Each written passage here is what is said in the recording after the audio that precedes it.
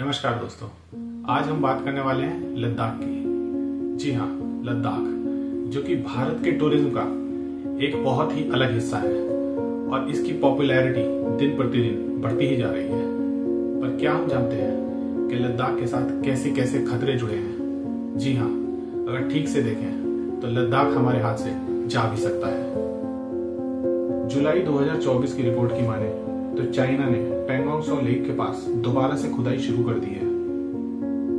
Ladakh stand of की शुरुआत अगस्त 2019 में हुई थी, जब गवर्नमेंट ने आर्टिकल 370 को रिवोक कर दिया था और जम्मू कश्मीर को हटाकर दो अलग यूनियन टेरिटरीज बनाए, जिनमें एक था लद्दाख और दूसरा था जम्मू कश्मीर। चाइना ने इस फैसले का जम के विरोध किया। इसके बाद अप्रैल 2020 में कुछ चाइनीज सैनिक LAC यानी लाइन ऑफ एक्चुअल कंट्रोल में घुस आए और इंडिया और चाइना के बीच टेंशंस बढ़ गए। इसके बाद मई 2020 में इंडिया और चाइना के बीच पहला स्टैंड ऑफ हुआ। इसके तुरंत बाद 15 जून 2020 को इंडियन और चाइनीज सोल्जर के बीच पहली फिजिकल फाइट हुई, जो कि गलवान वैली में हुई थी।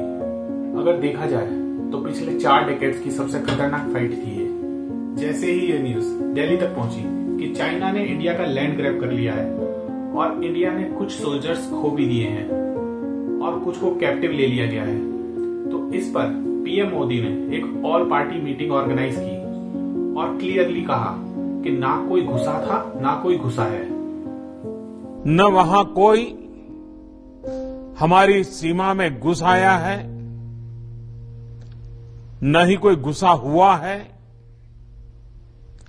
न ही हमारी कोई पोस्ट किसी दूसरे के कब्जे में है।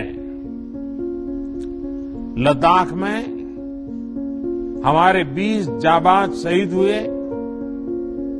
लेकिन जिन्होंने भारत माता की तरफ आंख उठाकर देखा था, उन्हें वो सबक सिखा कर गए। मोदी जी के इस स्टेटमेंट के बाद strategic affairs expert colonel Ajay Shukla ने बताया कि चाइना ने अपनी आर्मी को LAC से विड्रॉ करने के लिए साफ मना कर दिया है।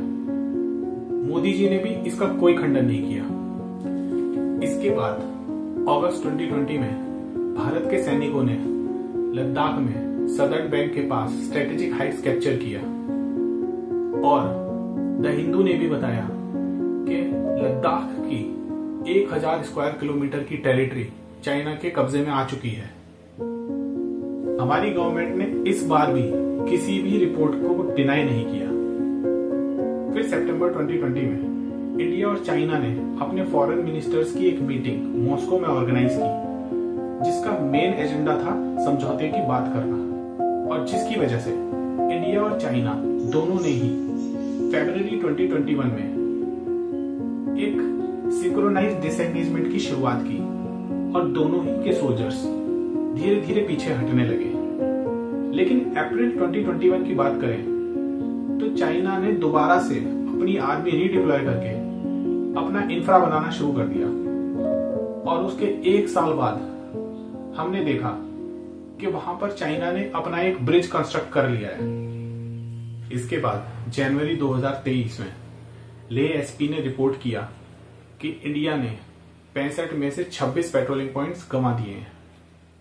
इसके बाद इंडियन एक्सप्रेस ने भी रिपोर्ट किया कि कुछ गांव वाले अपने कैटल्स को घास चराने ले गए थे और वहां पर चाइनीज सैनिकों ने उन्हें वापस भेजने की कोशिश की, जिसके बाद दोनों के बीच कहासुनी हुई और कुछ पथराव भी हुआ।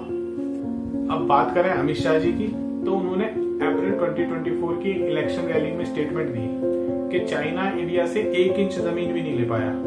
सबसे शांति चाहते हैं, मगर हमारे देश की 1 इंच भूमि पर भी कोई अतिक्रमण नहीं कर सकेगा।